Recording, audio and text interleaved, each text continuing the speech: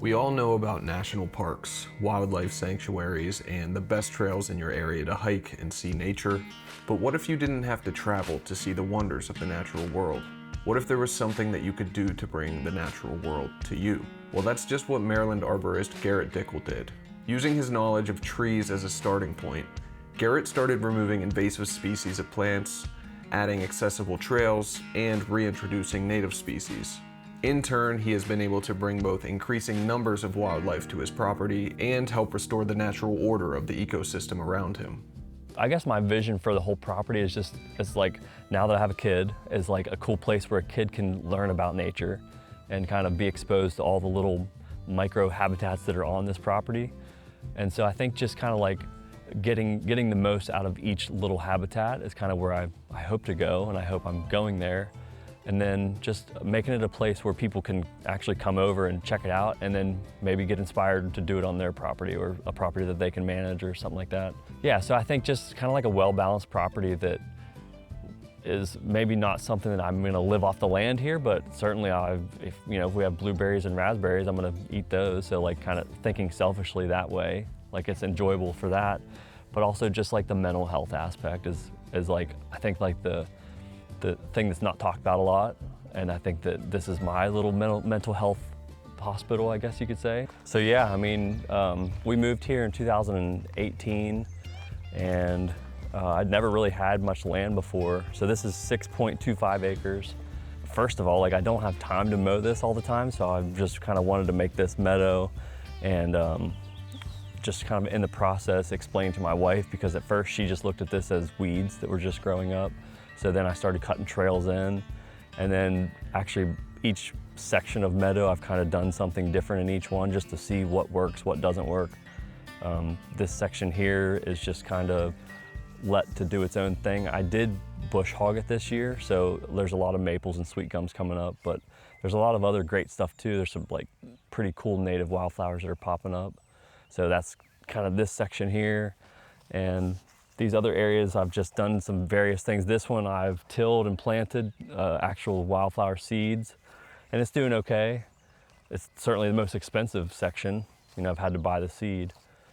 And really just stop mowing has been cool to watch all the different things come up, good and bad. I'm learning the whole way. I mean, there's like a lot of Kentucky bluegrass, and you're still seeing that. I think that that's what this is, like the seed heads we're seeing here. I'm still honestly learning myself, but I use a lot of apps to identify stuff, and it helps a lot.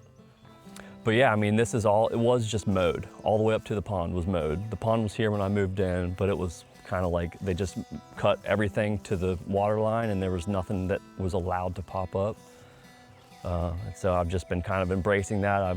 I'm trying to not only have habitat for birds, but also like frogs and salamanders and toads and everything else too. Even in the pond itself, I've done some different management styles. There's some pea gravel beds in there for spawning for some of the fish, and I get lots of dragonflies and lots of all kinds of aquatic stuff that I didn't even know existed.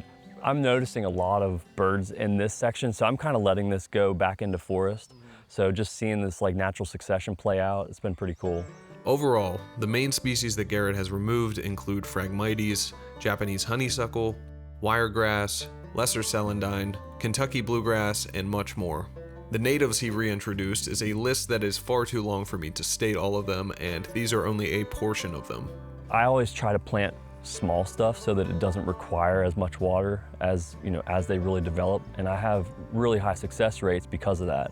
And there's a lot of people that want to plant this big 10-foot tall tree, but man, that 10-foot tall tree takes so long to establish that if I would have just, if they would have just planted a little 2-foot tall tree of the same species, it would have caught up to it and maybe even passed it in the time that big one gets going. So because I see that every day, I implement it on my own property. And then that's what I tell my clients whenever I'm talking to them, like plant small and I promise it'll be quick, and everybody's just impatient. It's just the nature of being human, I guess. They think, I'm gonna be dead by the time this tree is... I hear that every day. Yep. Yeah. My kids might enjoy it, but I won't. But it's like, yeah, you enjoy it the whole way, from the seedling up to maturity. It's not like you have to wait until the tree's mature to enjoy it. Though Garrett seems to have a ton of resources at his disposal based on his profession alone, he makes it a point to spend the least amount of money possible while doing these projects. Some don't even cost a dime. You don't have to have a big chunk of land to do this kind of stuff. You can do it on even a small plot, and it doesn't really cost a lot of money. I'm as cheap as they come. So yeah, here I've been using all these wood chips, and so this is all free from my tree company, but for any tree company is happy to give anybody free wood chips. So this is just a free resource that I was, it's not toxic, it doesn't hurt the fish and doesn't hurt the plants, and yeah, it's just a good way to kind of rehabilitate or reestablish some soil. I don't really have a lot of other big plans for the pond. I just built the deck. I put the stone wall back here. There were some, again, this was all Phragmites right here in this section. And so pretty much everything you see kind of got released once those Phragmites got under control. These two pines were here. Actually, there was a third one, but it was dead. I've made some brush piles, like over here. This is just, it's a pretty deep spot in the pond, and I've just stacked brush. I planted a bald cypress out in there. I planted these 3 bald cypress, and then I've just kind of been plugging plants in along the way that are good caterpillar sources, and that's what I've really been looking for. I'm kind of like a fend for yourself kind of gardener. Like, I'll plant it in the ground, I'll pat it on the butt and say good luck, but the plant is on its own after that. I will water. Last year I had to water a little bit on some of the plants that I bought just because I didn't want to lose them, but there was a lot that I did lose when we had a drought. In the woods, I've been making brush pile after brush pile after brush pile, and each year as I clear the trails, I just keep adding to the brush pile, and man, the birds that utilize that has been really cool to watch. And this is like my window into the swamp here. And you can see wood duck box straight ahead. So that's like, I pruned out a hole basically from my living room window to see that wood duck box. While he's already done so much with his property in such a small amount of time, Garrett also has some more aspirational plans to help himself, his family, and people who visit view wildlife. So this is gonna be an elevated boardwalk, basically, and probably starting somewhere here, raise it up, goes over this ditch. The ditch, I don't really know when it was dug, but it helps to drain a little bit of my property. It was here before I moved in, so I've just kind of embraced it. Yeah, all this, I mean, I didn't plant anything through here. This is all just, I've pruned, but this is loaded this year with blueberries. Should have a good crop. High bush blueberries. They're not super sweet, but they're tasty. And then I just love this. Like, I feel like I'm like in the swamp.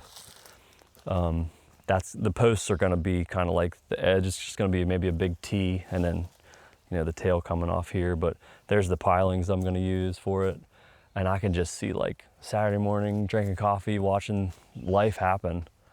It's my dream here anyway. It's wild. So right now, like out where that tree goes in the water, it might be knee deep. But this winter, it was completely dry all the way through here. And I'm hoping, like, as much as I don't want the trees to die, I kind of hope that some of these start dying back and start becoming cavities. I even thought like having some steps and make like a little tree house, like an elevated platform there would be cool. I don't know, I have lots of dreams, but who knows what'll actually happen. Yeah, so this is my next big step here. I'm gonna use the wood that I've milled from my sawmill, all probably white oak. Hopefully it lasts a while. Hopefully my son will get to enjoy it. But yeah, it's just a neat spot. I come out here and I'll just stand kind of like right here and just watch things, take the app out, the Merlin app, and just listen. It's just a little sweat and blood and maybe some tears, but it's doable, and it's so rewarding. I can't stress it enough how much satisfaction I get from being able to walk around and seeing the direct result of things that I've done. And then you see critters utilizing whatever plant I might have stuck in the ground, or gotten rid of an invasive, and you see a new plant popping up, or you see a bird eating a caterpillar that's on a plant that I planted. Or there's just a lot of things that I didn't even expect to see, but now that I'm seeing them, it just makes it all that much more worth it. Because of Garrett's efforts as a birder, I was amazed. In fact, I got 2 lifers on the day, being the Prothonotary warbler and the blue grosbeak, on top of scoring an amazing 46 species in just 2 hours. Not only was I amazed at the abundance of species, but also the sheer amount of species that required different habitats. From the swamp areas, to the small meadow, to the pond, to the dense forest, Garrett was able to perfectly utilize the land around him to create a sanctuary for wildlife. Now you might be asking yourself, do I have the tools and resources needed to start this kind of thing on my own land? Well, the answer is you don't have to. There are already a ton of services that offer land restoration and will help you get the process started. And for those of us that don't have any land at all, Garrett's advice is to support community projects that have similar goals. Those that aim to educate and support native wildlife, but most importantly, go spend time in nature. Number one is go enjoy it and go see it and go like witness it firsthand, and then you won't have to worry about getting the motivation to support it. You're going to anyway, because you get like develop such a connection whenever you go to places like that. And that's kind of like what I hope for here, is just that people can, if they come here and they kind of really like open their eyes and see what's going on, then you can kind of have a deeper appreciation for just all the effort that's gone into it, but just the cool stuff that's all around us all the time that we overlook every day.